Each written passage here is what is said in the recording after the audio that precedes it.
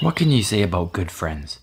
Myself, I'm absolutely grateful to have the kind of generous stand-up guys in my life like Dino, who I've known since high school, and of course Lee, who I've also been acquainted with for over 25 years. Lee is that kind of guy that everybody knows, who always has your back, is always there when you need help or you're in a jam, and never asks for anything in return. Kind of reminds me of the old saying, a friend helps you move, a good friend helps you move a body.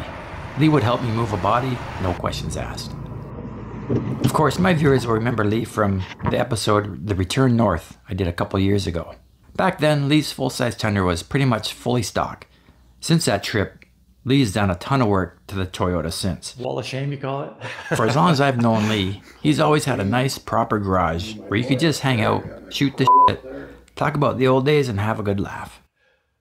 He had this double bay garage added onto his place in Mount Forest, and I'd say it's money well spent. Oh wow, sit right in. Lee, it must also be said, is the kind of guy who really doesn't give a single f what anyone thinks of him. This political yard sign comically emphasizes that fact. What makes this garage wall piece even more hilarious is the fact that we're both proud Canadians and living in Canada. Don't ever change, my friend. That was a nice trip down memory lane, but now it's time to get our hands dirty. Throwing a heavy-duty winch on the front of your Bronco adds a significant amount of weight to the front end of your ride, and I wanted to take a before and after measurement of the suspension sag as measured at the front fender. The first order of business is getting the plastic bumper trim pieces off the truck to expose the bolts underneath. Using a plastic trim removal tool, work your way around the cover to lift it free from the bumper. As you can see on my Heritage Bronco, this rough country high mount winch setup is going on a capable bumper, which they say wasn't designed for. Before going any further, I went over the high winch mount contents to make sure nothing was missing. Because my Heritage Edition is unfortunately only available with the mid-option pack group, my bumper doesn't have the front parking sensors, nor does it have the forward-facing camera, both items which complicate the winch install. Because we don't have to deal with any of those higher option goodies, my bumper doesn't need to be removed at all for this install.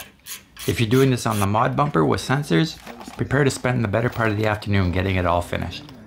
On both the capable and modular bumpers, you'll see 3 large bolts through the recovery rings, and in my case, only the inner pair need to be removed on each side. These large high-grade bolts seem to be threaded to a floating nut plate in behind the frame horns. The one bolt that you leave in place keeps the entire assembly from coming apart, so this should also ease the winch install process.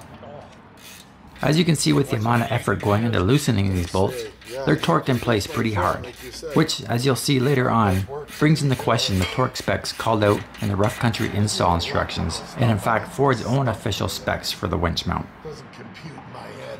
Now that the bumper is ready for the winch kit, we move now to the assembly and preparing the actual mount plate and winch, starting with the fair lead. Using the provided hardware, attach the Openroad fair lead to the winch plate. The fair lead is included with the winch kit. As I mentioned with my earlier winch unboxing video, the included fair lead is probably adequate for the job, but better units exist in the aftermarket. With that said, looking at the corrosion and powder coat peeling on Lee's yet to be used worn winch install, name branding or cost of your winch is obviously no indication of quality. We'll have to see how well mine holds up in comparison. Okay, next step, we want to mount the winch to the mount plate. The Openroad winch comes with the standard 10" by 4.5" mount spacing. We just need to first drop the 4 grade 8 nuts into the slotted openings of the winch feet. Probably the easiest way to assemble this is by flipping the winch upside down and lining the plate up on top of it.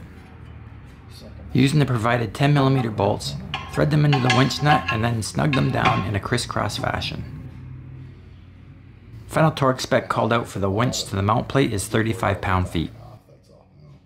It was at this moment the conversation switched to the topic of earwax, as it invariably does. More precisely, the overproduction of said earwax. Could be a piece of wax. I've had that before. Press up against your eardrum. Oh, buddy, you should see the wax that comes out of my ears. I am full of it. Trust me. Oh my God. Such a wonderful thing, isn't it? Getting old? Anyway. It's getting heavy, Lee. When I ordered my rough country winch mount, I opted not to get the optional 20" light bar, so my kit came with a blank off piece that's mounted in place. Once that's installed, it's finally ready to attach the winch and mount plate to the winch mount. This step was also easily accomplished by flipping the entire assembly upside down like before. Use the included 12mm stainless hardware for this. Finger tighten everything so you can align and center the plate to the mount. Doesn't work. Once you're happy with the alignment, wrench everything together and then finally torque the assembly to the recommended 45 pound-feet. Now that your winch assembly is complete, it's time for mounting it to the Bronco. And this is where the extra set of hands definitely comes in handy. Lee suggested using a large block of wood on his floor jack to get the whole thing up into place, which looked like an awesome idea. However, we kind of ran out of travel on the jack before reaching the height we needed to get everything to line up. So with the two top bolts and spacers set into place, we each took a side and hand bombed it into place. At least the jack spared us from lifting it all the way up from the ground. Go ahead, you go first. This took a little bit of finesse to start threading the hardware into place, but once started, the bumper was able to hold some of the weight. Before we could start tightening everything up, however, the lower two bolts needed to be put into place and the 1/4 inch spacer rings added between the bumper and the winch mount. At this point, it kind of begs the question, why are these little spacer rings used?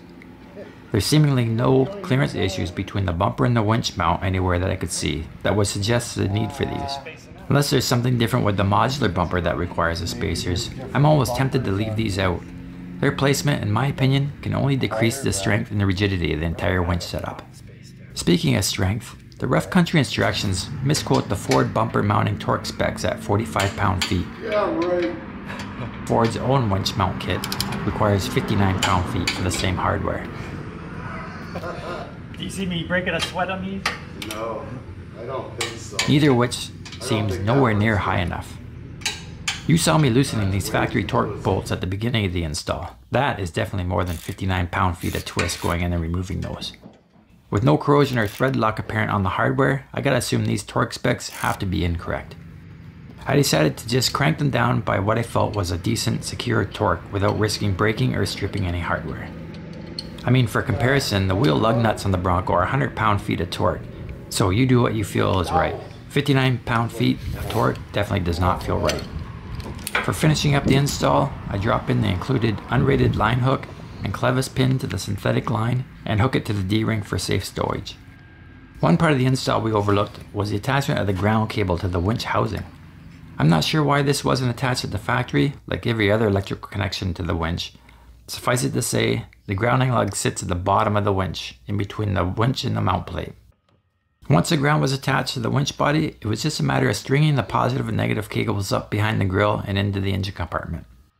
Seeing as this winch, and as far as I know every other winch on the market is concerned, power is always live at the winch motor 24/7, whether the vehicle is on or off. In my case, the Openroad winch uses both wired and wireless controllers, and I'd think I'd sleep a little better at night knowing my winch can't simply activate and start spooling itself in until it destroys itself from a possible contact short or some errant radio interference. So I might just leave the positive battery lead disconnected day to day until on which event I actually need to use it. Maybe with a simple wing nut on the terminal so it's a quick and easy thing to do. Remeasuring the front end sag, it looks like it dropped just about 1/4 American Freedom unit from the added weight. The only thing left to do now on the install is cutting up and trimming the plastic bumper trim pieces to fit back over the bumper. Instructions and measurements are included in the rough country instructions for the mod bumper pieces. The capable bumper covers are slightly different, so it took some time to get them to fit. I ended up basically trimming mine, leaving the two inside bolts exposed. So that's basically it for this install. Because I'm without the front parking sensors and I didn't opt for the rough country light bar, installation couldn't be easier. The kit did come with blank off covers for the sensor openings, but my dog Lexi found them one day while I was at work and ate them.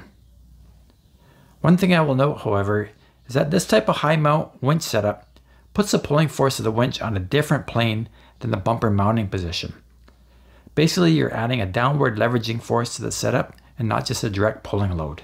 Ford's very own winch mount kit comes included with frame horn braces, basically sandwich brackets that tie together the winch mount directly into the main frame spars, adding significantly more strength to the mount. I'm not sure if these brackets are available from Ford outside of the kit, but some aftermarket braces are out there, such as these load off-road brackets. In most situations, I'm sure you're fine winching out your stuck Bronco with this setup as is, but those extra brackets will definitely give you a little more peace of mind. I think I'm going to add them to the list of things I need to do while I continue building out my Bronco. Before closing out this video, I want to take the opportunity to send out a thank you to all of you, my regular viewers and subscribers. I couldn't do what I do without your support. Watching the channel grow and getting feedback from everybody who comments makes all the work that goes into an episode all worthwhile. Before I leave you, here's a quick preview of the next episode coming up. Again, thanks for your support. Please like and subscribe, and we'll see you again here next time.